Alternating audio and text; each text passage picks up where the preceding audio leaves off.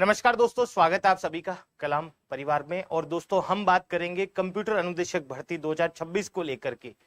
Most of student का ये question है कि कब तक नोटिफिकेशन देखने को मिलेगा। तो नोटिफिकेशन आपके मई के 3rd या 4th जो वीक है उसके अंतर्गत आपको नोटिफिकेशन देखने को मिल जाएगा। और क्योंकि अब परीक्षा के लिए समय भी कम बचा है, तो बेसिकली थोड़ा बहुत प्रिपरेशन के लिए टाइम भी मिलना चाहिए। और वैसे अगर देखा जाए तो एग्जाम डेट तो काफी समय से रिलीज की जा चुकी है, तो आप सभी लोग हैं वो अपनी तैयारी बहुत ही बेहतर तरीके से कर रहे होंगे। ये सेशन बेसिकली उन स्टूडेंट्स के लिए है जो इस बार नए रूप से इस वैकेंसी के अंतर्गत जुड़ना चाहते हैं। तो चलिए शुरू करते हैं। एक कंप्लीट पूरी की पूरी जानकारी हम लेंगे इस सेशन के माध्यम से। जो साथी नए हैं, पहली बार एग्जाम देंगे या पहली बार इस वैकेंसी में सम्मिलित होंगे या अभी लास्ट ईयर चल रहा है आपकी ग्रेजुएशन का, तो वो साथी भी इस सेशन को जरूर देखें। तो सबसे पहले बात करते हैं, वैकेंसी का नाम है कंप्यूटर अनुदेशक। दो प्रकार की वैकेंसी बेसिकली यहां पर देखने को मिलती है। एक तो बेसिक कंप्यूटर अनुदेशक जो कि ग्रेजुएशन बेस्ड है, और एक है वरिष्ठ कंप्यूटर अनुदेशक जो कि मतलब मास्टर डिग्री जिन्होंने कर रखी है कंप्यूटर फील्ड से, वो इस वैकेंसी के लिए एलिजिबिलिटी रखते हैं। अगर हम पदों की संख्या के बारे में बात करें तो लगभग 3415 पद है जो इस वैकेंसी के अंतर्गत, जिसमें बेसिक कंप्यूटर अनुदेशक में आपको देखने को मिलेंगे। और उसके अलावा 300 जो पद है वो वरिष्ठ कंप्यूटर अनुदेशक में। हालांकि पिछली बार कम थे, इस बार थोड़े से 2-3 पद ज्यादा है। कुल जो टोटल पद हो जाएंगे आपके 3715। कैटेगरी वाइज और नॉन टीएसपी टीएसपी एरिया की जो पदों की संख्या है वो नोटिफिकेशन के माध्यम से ही हमें पता चल पाएगी। तो वैकेंसी कितने पदों पर आने की संभावना है वो हमारी बात यहाँ पर हो चुकी है। अब मई के तीसरे सप्ताह या चौथे सप्ताह के अंतर्गत आपको इसका नोटिफिकेशन भी देखने को मिल सकता है। और अगर बात करें शैक्षणिक और तकनीकी योग्यताओं के अंतर्गत, तो वरिष्ठ कंप्यूटर अनुदेशक, जैसा कि मैंने कहा था, जिन्होंने मास्टर डिग्री यानी एमटेक, एमई और मास्टर्स कर रखी है इंजीनियरिंग ब्रांचेज में, जिसमें बेसिकली सीएसआईटी होना जरूरी है, सीएसआईटी फील्ड से हैं, और एमसीए कर रखा है, एमएससी कर रखी है सीएसआईटी में, या बी लेवल और सी लेवल सर्टिफिकेट है सरकार द्वारा मान्यता प्राप्त, तो आप इस वैकेंसी के लिए एलिजिबिलिटी रखते हैं, वो भी सीनियर कंप्यूटर इंस्ट्रक्टर के रूप में। अगर बात करें बेसिक कंप्यूटर अनुदेशक, तो इसके अंतर्गत अगर आपने ग्रेजुएशन के साथ में ए लेवल या पीजीडीसीए डिप्लोमा कर रखा है, आपने बीटेक कर रखी है सीएसआईटी और ईसी ब्रांच के अंतर्गत, और बीएससी कर रखी है आपने सीएसआईटी या बीसीए कर रखा है, तो भी आप एलिजिबिलिटी रखते हैं। अब महत्वपूर्ण जो चीज है वो ये है कि क्या अंतिम वर्ष के छात्र है वो भी आवेदन कर सकते हैं क्या? बिल्कुल कर सकते हैं, अंतिम वर्ष के छात्र भी आवेदन कर सकते हैं, लेकिन परीक्षा तिथि से पूर्व योग्यता प्राप्त करना अनिवार्य है। तो परीक्षा तिथि का मतलब है 22 अगस्त। अब यहां पर देखो, इसके अंतर्गत मिनिमम पासिंग मार्क्स में भी एक क्वेश्चन बनता है, उसके ऊपर भी हम जिक्र करेंगे, जो कि इस सेशन के अंतर्गत आपको देखने को मिलेगा। तो मैं लेकर के चलता हूं आपको थोड़ा थोड़ा आगे 1 बाय 1 चीजें। आयु के बारे में अगर बात करें तो 1 जनवरी 2027 के अनुसार गणना की जाएगी। मिनिमम जो आयु है वो 18 वर्ष के विद्यार्थी फॉर्म भर सकते हैं, और मैक्सिमम है वो 40, और इसमें भी छूट आपको देखने को मिलेगी। सामान्य वर्ग की महिलाओं को 5 वर्ष की छूट मिलेगी, यानी 45 वर्ष तक की महिलाएं सामान्य वर्ग की फॉर्म भर सकती है।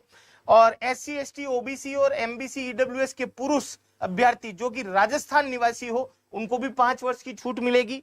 और उसके अलावा 10 वर्ष की महिलाओं को छूट मिलेगी जो SC ST OBC MBC EWS से बिलोंग करते हैं। 5 वर्ष अतिरिक्त छूट मिलेगी आपके दिव्यांगजनों को, और 50 वर्ष मैक्सिमम जो आयु है भूतपूर्व सैनिक है, वो एक्स सर्विसमैन है, जो इस वैकेंसी के अंतर्गत फॉर्म भर सकते हैं। अगर बात करें विधवा और विवाह विच्छिन्न महिलाओं के लिए कोई आयु सीमा इसके अंतर्गत नहीं है, तो उसको लेकर के भी हमने आयु को लेकर के भी यहाँ पर बात कर ली। शैक्षणिक योग्यता आ गई। मिनिमम पासिंग मार्क्स को लेकर के मैं फिर से अवेयर करना चाहूंगा, इस सेशन में ही बात करेंगे, लेकिन पहले हम जानते हैं परीक्षा पैटर्न को लेकर के। परीक्षा पैटर्न के अंतर्गत पेपर 2 होंगे जो कि 200 मार्क्स के होंगे, और एमसीक्यू बेस्ड पेपर आपका बनेगा। पेपर फर्स्ट जो है वो सामान्य अध्ययन से रिलेटेड रहेगा, 100 नंबर का होगा, 100 क्वेश्चन होंगे, 2 घंटे का समय मिलेगा। और पेपर 2 है जो मुख्य विषय यानी आपके कंप्यूटर से रिलेटेड होगा, जिसमें भी 100 मार्क्स के क्वेश्चन आपसे पूछे जाएंगे, 100 ही क्वेश्चन, 2 घंटे का समय मिलेगा। और नेगेटिव मार्किंग है वो लागू रहेगी। अगर आप गलत उत्तर लगाते हैं तो 1/3 अंक है वो काट लिए जाएंगे। जैसा कि अभी रिसेंटली जो RSMSSB के द्वारा पेपर आयोजित करवाए जा रहे हैं उसमें ये आपको देखने को मिला होगा कि पेपर का लेवल बहुत ही अच्छा आ रहा है। तो कंप्यूटर अनुदेशक के विद्यार्थियों के साथ पहले भी ये घटना घटित हो चुकी है, तो उनको वापस से तैयार रहना चाहिए और अच्छी तैयारी करनी चाहिए। अब आप कहोगे कि सर तैयारी के लिए महत्वपूर्ण जो बिंदु है वो बताए जाए, तो जो पेपर फर्स्ट होगा आपका सामान्य अध्ययन का, इसके अंतर्गत आपसे राजस्थान जीके के अंतर्गत कला संस्कृति इतिहास और स्वतंत्रता आंदोलन और राजस्थान का भूगोल, प्रमुख मेले त्योहार और परंपराएं, ये इंपॉर्टेंट टॉपिकों की कैटेगरी के अंतर्गत आते हैं। यहां से पिछले वर्ष भी जब वैकेंसी आई थी तो क्वेश्चन बने थे। जनरल साइंस और करंट अफेयर से रिलेटेड क्वेश्चनों की संख्या भी आपको इस पेपर में देखने को मिलेगी। उसके अलावा रीजनिंग और न्यूमेरिकल एबिलिटी है या डेटा इंटरप्रेशन है, ये मतलब आपका स्कोर अच्छा करवाएंगे। अगर मैं बात करूं पेपर फर्स्ट की, तो पेपर फर्स्ट में 40% जो मिनिमम क्राइटेरिया है वो लाना बहुत ही इजी है, क्योंकि रीजनिंग काफी अच्छा पूछा जाता है, मैथ्स हो गया जिसमें न्यूमेरिकल और डेटा इंटरप्रेशन है, यहां से आप अच्छे से 40% मार्क्स ला सकते हो। लेकिन दोस्तों याद रहे, इस बार इस वैकेंसी के अंदर, पिछली बार ये वैकेंसी हुई थी तो उसमें तो 40% भी जिसके आए थे उनका सिलेक्शन हो गया था, मतलब 80 नंबर की कट ऑफ गई थी, 40 पेपर फर्स्ट में 40 सेकंड में। और वैसे कईयों के स्कोर 100 120 तक भी था दोनों पेपरों को मिला के, लेकिन दोस्तों सेकंड पेपर में नंबर नहीं आए थे कई सारे साथियों के। तो इसमें तो कोई समस्या नहीं है, ये तो आपको प्रैक्टिस करनी पड़ेगी, मैथ्स की, रीजनिंग की, जनरल साइंस भी पढ़नी पड़ेगी, करंट अफेयर आप पढ़ रहे हैं तो आपको डेफिनेटली फायदा होगा, राजस्थान जीके पढ़ रहे हैं तो फायदा होगा ही होगा। आपके जितने भी क्वेश्चन हैं साथियों के, मैं लास्ट में जरूर उनका उत्तर दूंगा, पहले मेरी बात पूरी हो जाए। अब बात करते हैं पेपर सेकंड, जिसमें सीनियर कंप्यूटर इंस्ट्रक्टर का जो सिलेबस है वो क्या रहेगा। सीनियर का अब आपके मास्टर डिग्री एलिजिबिलिटी रखी है तो पेपर का लेवल अच्छा आएगा, जिसमें प्रोग्रामिंग और एडवांस टेक्नोलॉजी से रिलेटेड आपसे C++, Java, Python, .NET, artificial intelligence, machine learning और ब्लॉकचेन से रिलेटेड क्वेश्चन अच्छे खासे बनेंगे। डेटा स्ट्रक्चर और एल्गोरिथम से रिलेटेड, DBMS से रिलेटेड, नेटवर्किंग और साइबर सिक्योरिटी से रिलेटेड, ऑपरेटिंग सिस्टम और वेब डेवलपमेंट और सॉफ्टवेयर इंजीनियरिंग से रिलेटेड, यहाँ पर पेडागोजी से रिलेटेड क्वेश्चन भी आपसे पूछे जाएंगे दोस्तों। ये तो सीनियर कंप्यूटर इंस्ट्रक्टर का है। अब बेसिक कंप्यूटर इंस्ट्रक्टर में आपके बेसिक लेवल के क्वेश्चन बनेंगे, लेकिन ये नहीं है कि इजी बनेंगे, यहाँ पर भी पिछली बार 40 नंबर लाने में प्रॉब्लम हो गई थी। अब देखो फंडामेंटल और आपके फंडामेंटल्स और MS ऑफिस से रिलेटेड क्वेश्चन बनेंगे। अगर हम देखें ना पूरी चीजें बेसिक कंप्यूटर अनुदेशक की पिछले पेपर को, तो 40 क्वेश्चन ऐसे थे इजी लेवल के, जिसमें अगर छोटी मोटी गलती नहीं होती तो कई सारे ऐसे साथी पास हो जाते उस एग्जाम में जिनके 39, 38 या 39 पॉइंट समथिंग या नेगेटिव मार्किंग की वजह से चपेट में आ गए। उसके अलावा अगर हम बात करें प्रोग्रामिंग का बेसिक आएगा यहाँ पर, C++, जावा, उप्स के कॉन्सेप्ट जो है, आपके क्लासेस वगैरह बहुत अच्छे क्वेश्चन बनते हैं यहाँ से। पाइथन और AI का बेसिक ज्ञान है वो भी पूछा जाएगा। डेटा स्ट्रक्चर में आपके ट्री, सर्चिंग, सॉर्टिंग, ये सारी चीजें, लिंक लिस्ट, स्टैक, ये सब चीजें पूछी जाएगी। ऑपरेटिंग सिस्टम और नेटवर्किंग से भी काफी अच्छे क्वेश्चन, DBMS से भी, और इंटरनेट और वेब टेक्नोलॉजी। अगर मैं बात करूं ये जो 6 सेक्शन है, ये अगर आपके अच्छे हो जाए तो डेफिनेटली आप इसमें 40% वाला जो सपना है वो तो पूरा कर सकते हो। लेकिन हमें यहाँ पर पहले टारगेट लेकर के चलना, अच्छे खासे नंबर आए। पेडागोजी से रिलेटेड भी क्वेश्चन यहाँ पर आपको देखने को मिलेंगे दोस्तों। अब देखो, अब है मुद्दे की बात, वो करते हैं। यहाँ पर जब ये पिछली बार वैकेंसी हुई थी तो उस टाइम नोटिफिकेशन के अंतर्गत ऐसा कहीं पर भी नहीं लिखा हुआ था कि आपको पेपर फर्स्ट और पेपर सेकंड में 40% मार्क्स लाना जरूरी होगा। बाद में परीक्षा होने के बाद नोटिफिकेशन आया कि पेपर फर्स्ट में भी इंडिविजुअल 40% मार्क्स लाने होंगे आपको, और पेपर सेकंड में भी 40% मार्क्स लाने होंगे।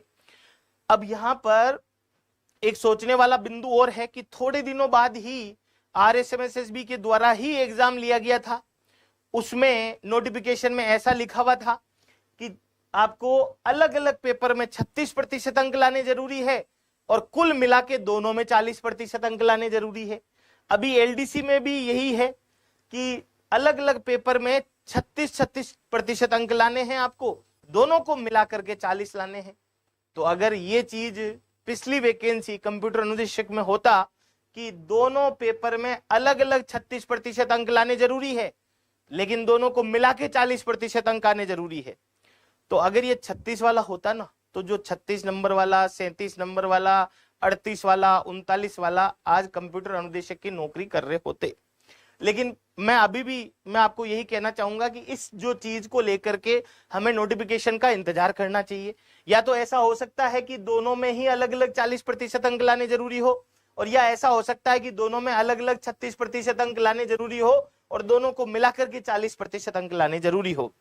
अगर ये 40% अंक नहीं आते हैं तो आप डिस्क्वालीफाई माने जाएंगे, और SC/ST वर्ग को यहाँ पर 5% की छूट है, यानी उनके लिए ये पैमाना 35% का है। अब यहाँ पर कई सारे साथी कहेंगे कि सर तैयारी के लिए हमें क्या करना चाहिए। देखो, पहले जो कोर्स सिलेबस है, कोर्स सिलेबस के लिए मैं इसलिए बोल रहा हूं कि पिछले पेपर में 40 ऐसे इजी क्वेश्चन थे, अगर बेसिक सिलेबस भी पूरा करते तो 40% अंक आ जाता।